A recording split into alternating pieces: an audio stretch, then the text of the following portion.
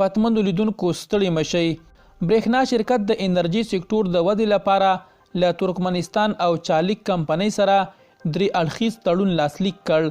د افغانستان برېښنا شرکت ویلي چې د چالیک ترکۍ کمپنۍ او ترکمنستان پلاوي سره تر 4 ورځنیو خبرو وروسته دغه شرکت د انرژۍ د ودې په موخه 3 لاسبندونه یا سندونه لاسلیک کړي دي. نوموړي شرکت د 15 پر ورځ د سلواغې پر 9 د یوې خبرپاڼې په خپرولو سره د ترکمنستاني او چالیک کمپنۍ له پلاو سره 4 ورځنۍ ناسته بریالۍ بللې ده. د شرکت په خبرپاڼه کې راغلي چې د برېښنا شرکت لوی اجرایوي مشر حافظ محمد امین او د طالب ډلې د اوبو او انرژي وزیر عبداللطیف منصور په سوبتیا د نور الجهاد سب سټیشن له 110 څخه 220 کیلو ولټه برېښنا د وړتیا لوړوالي تړون له ترکمن انرګو شرکت سره لاسلیک کړ. د برېښنا شرکت په خبرپاڼه کې راغلي چې په دې 4 ورځنۍ ناسته کې د ټاپ د افغانستان له لارې پاکستان ته د ترکمنستان د 1500 کیلو واټه برېښنا لیږد پروژې په تړاو هم هر اړخیزې خبرې شوي دي.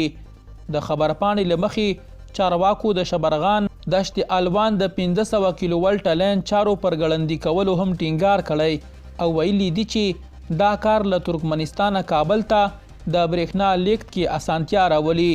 دغه راز خبرپاڼه کې ویل شوي چې د افغانستان او پاکستان لپاره د ترکمنستان د نړیوالو پروژو مشر مراد دا 4 ورځنۍ خبرې اغیزناکې بللې دي. هند او د منځنۍ اسیا 5 هیوادونو د طالب ډلې د رسمیت پیژندنې په برخه کې په ګډه کار کوي. د هند لومړي وزیر نریندرا مودي پرون د قزاقستان، کرغیزستان، تاجکستان، ترکمنستان او ازبکستان له ولسمشرانو سره د یوې غونډې کوربه و. اسوسییټډ رسنۍ د یو هندي چارواکي له خولې خبر ورکوي چې نوموړی وایي په دې پر لیکه غونډه کې پریکړه وشوه چې د افغانستان د بشري ناورین د لرې کولو لپاره له افغانانو سره د مرستو او د نړیوالې رسمیت پیژندنې لپاره د طالب ډلې د غوښتنې په برخو کې په ګډه کار وکړي. هند او چین هر یو په سیمه کې د خپل نفوذ د پراخولو لپاره سیالي کوي. د سینهوا خبري رسنۍ د راپور له مخې د چین ولسمشر شي جینګ پینګ د 3 پر ورځ د قزاقستان، تاجکستان، ترکمنستان او ازبکستان له ولسمشرانو سره د ورته غونډې کوربه و. د پرونۍ سرمشریزي د پای په ګډه خبرپاڼه کې راغلي چې د افغانستان د روانو اکرونو یا حالاتو په اړه د پراخې سیمې په کچه په دې برخه کې همغږي شته چې باید هلته یو رښتینی استازی او ټولګډې واکمني رامنځته شي.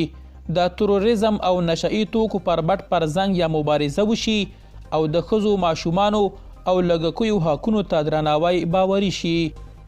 متقي وایي د ټولګډې واکمنۍ جوړول د نړیوالې ټولنې پلمه ده. د طالب ډلې د بهرنیو چارو چارسنبالي وزیر امیر خان متقي د نړیوالې ټولنې غوښتنه د ټولګډې واکمنۍ لپاره بهانه بللې ده. امیر خان متقي ویلي چې نړیواله ټولنه د ټولګډې واکمنۍ پیژان نه لري او نه یې بیلګه شته. نوموړي ټینګار کړی چې د نړیوالې ټولنې دغه غوښتنه یوه بهانه ده. د ده په خبره طالب ډله کې د ټولو توکمونو استازي شته.